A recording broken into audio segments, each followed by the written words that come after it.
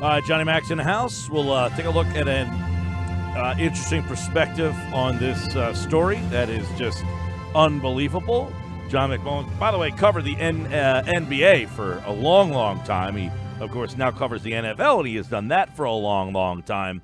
And he joins us now on the Boardwalk Honda hotline with some NFL news notes. And, of course, we'll get your take, John. You know, this whole Jerry Colangelo burner account, I mean, it's not bizarre to suggest that NFL or NBA GMs do have accounts that they use to monitor their players, correct? Yeah, they have accounts. Most of them, I would probably say, I know a few of them, but most of them have secret accounts. As I put on Twitter for obvious reasons, one of them, yeah, you want to keep an eye on your employees, and you also want to have a way to sort of communicate as well and see news and information. A lot of people get their news from Twitter, so that part of it's not that strange to go as far as Bryan Colangelo was alleged to do. I was just telling Josh, I mean, it drives me insane when I would have to toggle from my personal account to a business account. I don't even want to do that. If it's true or if it's someone close to him, it's astonishing to the lengths they went, and it shows pretty much a strange, sensitivity, and the fact you got to have a thicker skin, especially if you're the general manager of an NBA, NFL, Major League Baseball team, whatever. You got to have a thicker skin. Well, wasn't the whole point of putting Colangelo in here that he was a credible guy and that he was going to, give the organization the credibility that they were assumed to be lacking by many? Yeah, that was part of it. And I think, and I tweeted early this morning, I said, at some point, Josh Harris is going to have to hire a mature individual to be the general manager of this team. We're 2 for 2 now as far as immaturity goes, and it's got to stop.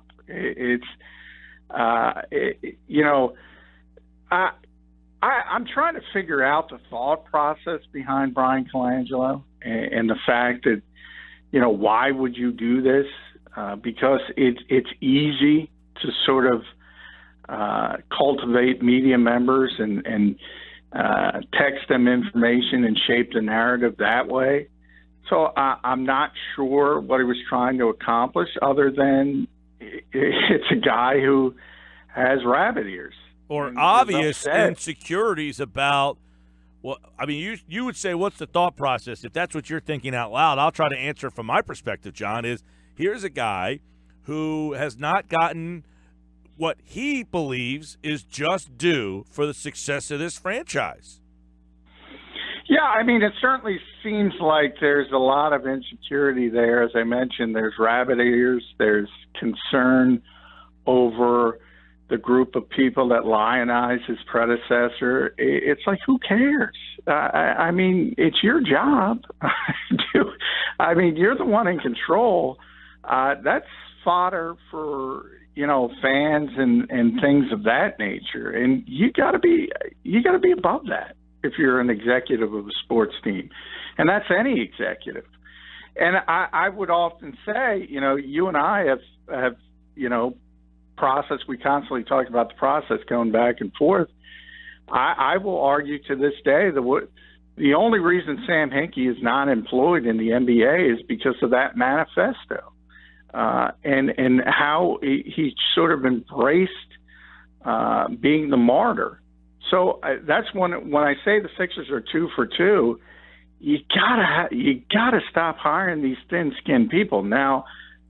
I don't know if many people who knew this coming down the pike with Bryan Colangelo, but now that we're here, it's tough to figure out a way where he can stay after this news breaking. I mean, right.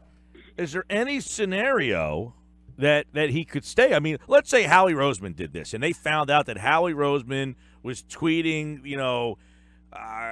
Carson Wentz, he'll never be able to come back. Or let's say he's bashing Michael Kendricks, Kendricks, it's unforgivable. Right. It's not. So my point is, regardless of your level of success, is kind of what I'm trying to get to. Regardless of your level of success, if you're involved in this, you got to be gone.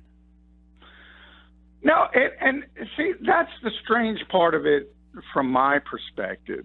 You know, there was a lot of, forget the Embiid and the injury stuff. That's just terrific. I mean, you can't do that as an executive, especially with a 22-year-old kid. Is he immature at times? No question about it. I mean, everybody can see that.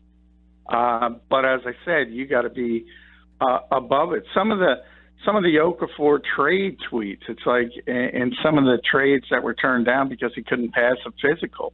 Well, all you have to do is text Tom Moore or Keith Pompey, and you have it out, and you do the narrative that way. And that's the part I just don't understand. That part of it is very, very strange to me, because it's somebody with a ton of experience who understands how this industry works, and it's easy to get your narrative out there. We're making the assumption that it's him, which we don't know. The team is putting out. Yeah, that's true. Or it could be somebody very, very close. Well, that's what I was about to ask you. Like, okay, so you've been in the NBA, you've dealt with the NFL. There's a lot of jealous. There's a lot of egos. If this was to not be him, is this just a troll? Is this a disgruntled former employee, John? Because to my knowledge, many of the Sam Hinkie-era workers, they're gone. They don't work there anymore, you know? So is it one of those guys, somebody that got blown out of the organization? I mean, if it's not him. Well, I would just say this, because people have gone down the conspiracy route and said, who was the leaker? And if it's, I don't think for 1 second it's Sam Hinkie, but if it's someone close to Sam Hinkie and Sam Hinkie has some knowledge of it, and it is Bryan Colangelo, or it's someone close to Bryan Colangelo, I would say they're both unemployable moving forward, both of them. That's how it reflects on each of them. But from Bryan's standpoint, look, if this is him, he's never going to work in the NBA again. If it's somebody close to him, you can make some excuses. I guess you can say some things, but by the evidence laid out in the article and the fact that they weren't informed of 3 of the accounts and they were magically deleted when they were informed of the others. Look, it's all obviously there's no concrete proof. There's no smoking gun. But from a circumstantial standpoint, it doesn't look good for that general manager of that organization. Yeah, I mean, even if he's not guilty, can you keep him on board? Well, no, I don't think you can. If it's someone even close to Colangelo and they're getting the information from Colangelo, that would be akin to Goodell's wife, essentially, who admitted she created an account to stick up for him. Yeah, well, and again, maybe that's an interesting take, because maybe something like that is the only way you can create a plausible deniability. Because if it's one of your employees and you're kind of saying these things behind closed doors and it gets out about Embiid specifically, well, you've just insulted the biggest star on this team. Again, part of it might be completely legitimate, but that's just not the way you handle things. And we all know sports is a star-driven league, and certainly the NBA more than most. If it comes down to star player versus coach or star player versus general manager, you're going to lose. That's just the reality of it. What do Embiid's tweets say to you? They say not good. Obviously, the relationship at the bare minimum needs to be repaired. Again, he's immature, but we understand that. I mean, or we should understand that. one's a 24-year-old kid, one's a 52-year-old man. Or in theory, another employee is still an adult, still should know better. Not that the 24-year-old shouldn't either, but you tend to give less mature people a longer rope. I don't think it's good from either side. Clearly, the people running that organization have a problem with the fans and some of they always like to throw out that a derogatory term from their standpoint, bloggers who are devoted to the old regime, and they seem to have a big problem with that. And I don't know how to say it. I can say it 50 different ways, but you got to be above that. No, well, there's no question. I mean, I don't know if there's anybody out there listening that can condone and say, you know what, I can understand that this guy's out there defending himself. I mean, I get it. People are talking negatively about you, but you can't engage with them. I don't get it on Twitter. I mean, if you want to hold a press conference and say it, or you want to talk to a reporter and say it, I have no problem with it. If you're going to go on Twitter and go back and forth with trolls, I mean, you and I know, Mike, people create accounts to insult us. That's pretty sad when you think about it. I know. It's tremendously sad. But, I mean, what are you going to do? If I'm the GM of the Sixers, I'm not paying attention to that. I can tell you that first off. I barely pay attention to it as where I am. It's astonishing to me on so many levels. I mean, look, if you look at what John Gonzalez, who I think you had on your show, he'll be on tomorrow too, when he did his piece on Sam. Well, that's what Sam does. I mean, Sam picks out people that like him and that have been kind. You think Sam had anything? You think Sam had any involvement here?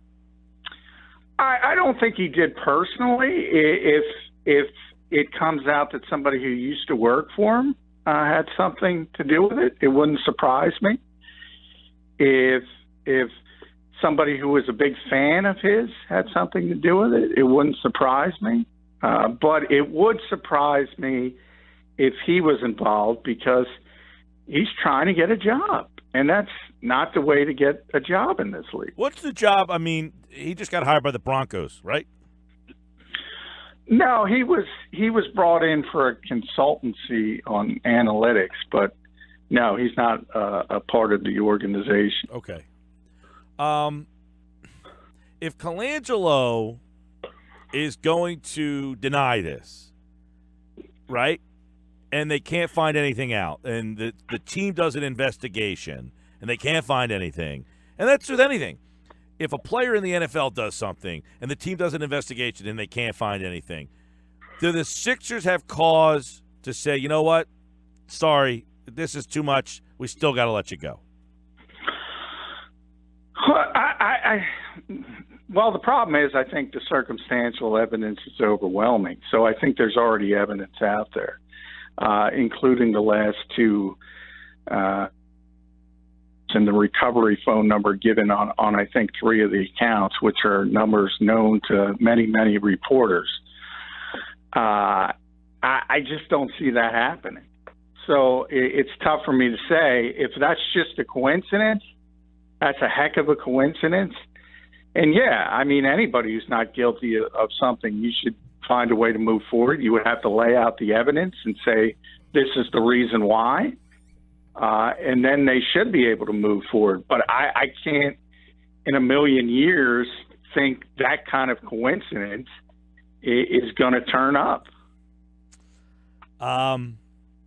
Does it affect the team's ability in free agency? Sure, unless they move and move quickly. Now, that's another question of whether – but first answer that question, if it affects them in free agency. Well, yeah, I mean, it has to. If you have an uncertain situation as far as the top of the organization, it's going to hurt you from sort of recruiting players who don't know what the organization is going to look like after the fallout.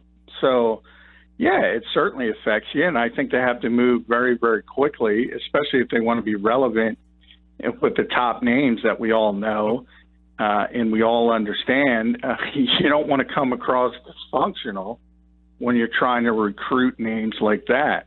Yeah, well, you say move quickly. I mean, should this be something that they are able to investigate and flush out? I mean, almost by the end of the day, we're not talking about rocket science here. We're talking about tweets.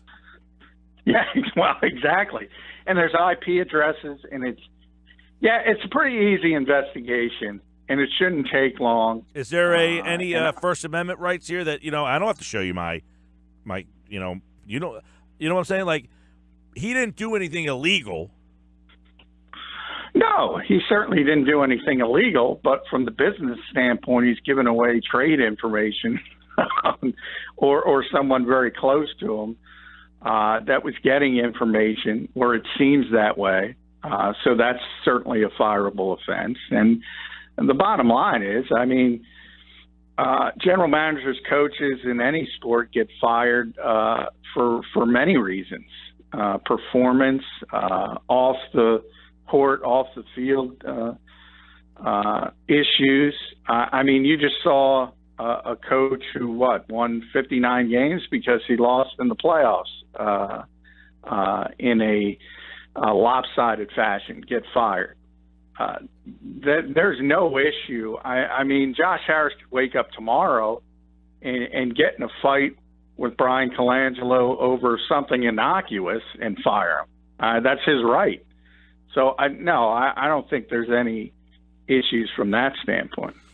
John McMullen is with us, of course, covers the NFL, the Philadelphia Eagles, longtime NBA guy, too, back in the – how long did you cover the NBA? I went to about 4 or 5 NBA finals, so in the middle there, about 5, 6 years. Wow. So, obviously, you never saw anything like this. There was no social media at that time. But in today's world with this is a scary thing. I mean, you're a journalist and you got this whole story. Are you comfortable with Dietrich's story? No, not, to be honest.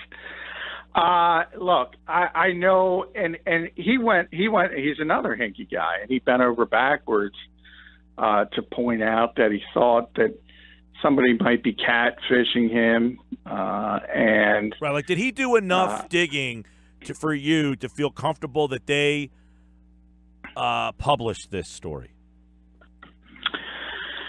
I mean, yes, this is no. This is essentially destroying this man's career, whether he's guilty or not. It sounds like. Yeah, no. As far as locking it down. And as far as, you could write the same story and not put Bryan's name on it and use it as a Sixers organization, somebody high-ranking in the Sixers organization. I think that's the proper way to do it. And I'm not even sure they could have used high-ranking, someone in the Sixers organization. But that's where we are. I mean, that's kind of... I've seen stories with less credibility published, so it's kind of yes. That's kind of a yes and no answer, but it certainly wouldn't pass the muster at a major newspaper, a quarter century ago. They wouldn't have run with that. Now, the guy Dietrich apparently, from my knowledge, contributes to the New York Times. It's not like he's writing for some rag. No, but I just mean there's different things have changed. Okay. And now there's a desire, because of everything is similar to what he's accused of. Everything goes out and is published at the click of a button. And sometimes the old school of going through a number of different editors and getting approval, because there wasn't as big as a race to get something first. It was more about getting it right. That more from that standpoint. As far as I'm not trying to insult his credibility, I just trying to say in a different time, it probably would have went in a different direction. But part of that is because you had time to do those other things, and now there's not necessarily that time to accomplish everything, nor the resources, by the way, because everybody has scaled back, and there aren't as many editors, and certainly not ombudsmen. So it's just a different time. No doubt about it. And by the way, Bovada is offering odds on the future of Bryan Colangelo. Will Bryan Colangelo be the general manager game 1 of next season? Plus 200, yes. Minus 300, no. Where are you putting your money, John? I'm putting my money on he's not going to be the GM much longer. I don't know. As I said, you seem to have a disconnect with the star player on the team to begin with, and it seemed to have probably started long before this, but now you've just exacerbated that further. Now, I don't know that you know this. I mean, you're not around the Sixers all the time, but I was asked this on a show this afternoon about what his relationship with Colangelo was, and quite frankly, I don't know. I did offer the answer of I'm pretty sure that his relationship with Hinkie was better than it is with Colangelo. Yeah, certainly by the way he tweets, it certainly seems that way. There's no question about that. No, the tweet he put out last night, Hinkie is smarter than you and better than you, or something to that extent, would suggest. Now, who knows if he's kidding or not? Yeah, that's another thing. And that's what I put. I mean, he shouldn't be doing that either, but he's 24. And he is, we all kind of know, he's a little immature for 24.